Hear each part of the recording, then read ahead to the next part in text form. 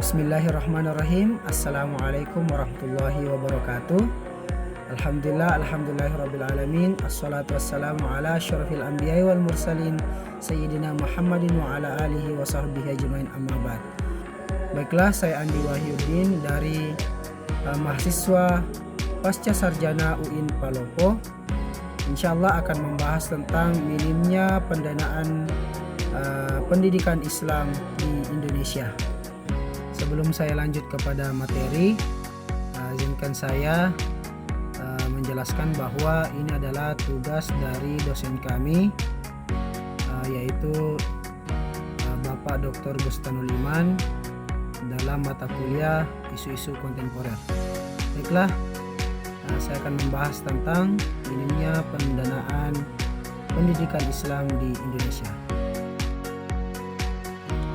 Minimnya pendanaan untuk lembaga pendidikan Islam di Indonesia merupakan masalah serius yang perlu segera kita atasi. Keterbatasan dana berdampak pada kualitas pendidikan sarana dan prasarana serta kesejahteraan guru. Akibatnya banyak lembaga pendidikan Islam yang kesulitan memberikan pendidikan berkualitas bagi para siswanya. Pemerintah dan masyarakat perlu bahu-membahu mencari solusi untuk meningkatkan pendanaan agar pendidikan Islam di Indonesia dapat terus berkembang dan berkontribusi bagi kemajuan bangsa. Selanjutnya, sumber pendanaan bagi sekolah Islam. Untuk sekolah Islam sendiri sebenarnya ada banyak sumber pendanaan, akan tetapi itu belum cukup. Seperti halnya ada beberapa sekolah yang mendapatkan bantuan operasional sekolah, ada juga dari wakaf, infak dan zakat, yaitu sumbangan dari masyarakat, dan ada juga seperti usaha-usaha mandiri dari sekolah tersebut. Akan tetapi semuanya itu belum cukup, dan perlu kita ketahui bersama adalah sekolah Islam itu beragam, tapi sama-sama membutuhkan dana. Kita punya lembaga pendidikan pesantren, yaitu ada pesantren tradisional dan ada juga pesantren yang modern.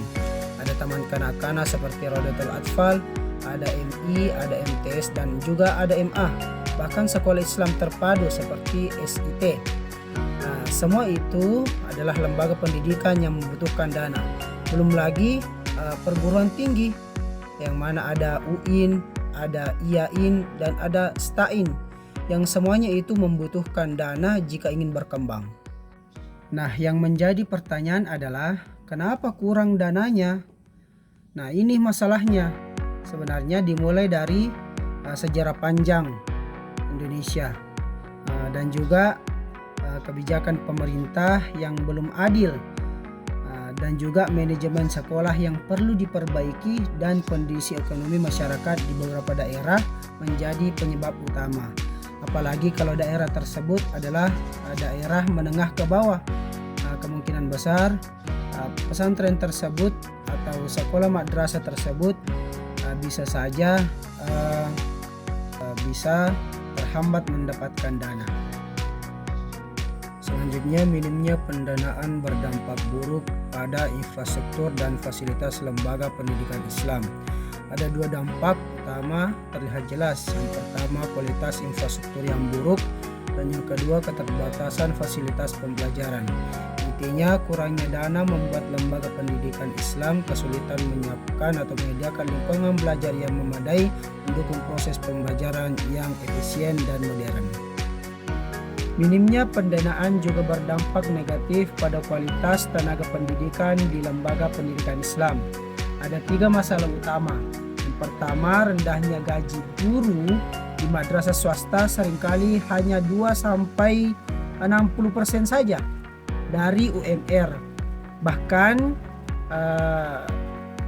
ada yang di bawah 500.000 per bulan. Hal ini membuat mereka kesulitan memenuhi kebutuhan hidup. Dan yang kedua adalah guru multi sekolah. Banyak guru yang terpaksa mengajar di beberapa lembaga pendidikan sekaligus itu untuk memenuhi kebutuhan ekonomi mereka.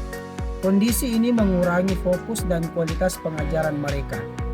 Dan yang ketiga yaitu motivasi yang rendah.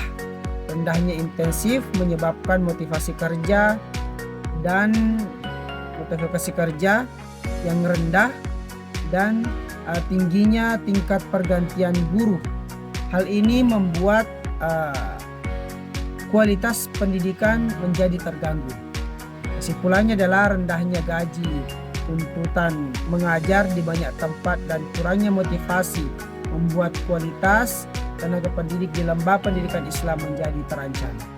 Jadi, krisis pendanaan menghambat kiprah pendidikan Islam di Indonesia. Nah, kesimpulannya adalah kita semua tahu pendidikan Islam di Indonesia itu menghadapi tantangan yang serius. Krisis pendanaan bukan hanya kurangnya dana, tetapi juga masalah historis, kebijakan yang kurang tepat, manajemen yang lemah, dan faktor sosial ekonomi yang saling terkait dan menghambat kemajuannya. Akibatnya kualitas pendidikan dan daya saing lembaga tergerus, berdampak pada masa depan generasi penerus bangsa. Jalan menuju perubahan ini untuk mengatasi krisis perlu langkah-langkah yang berani dan terobosan yang nyata. Perbaikan distribusi anggaran pemerintah menjadi sangat penting.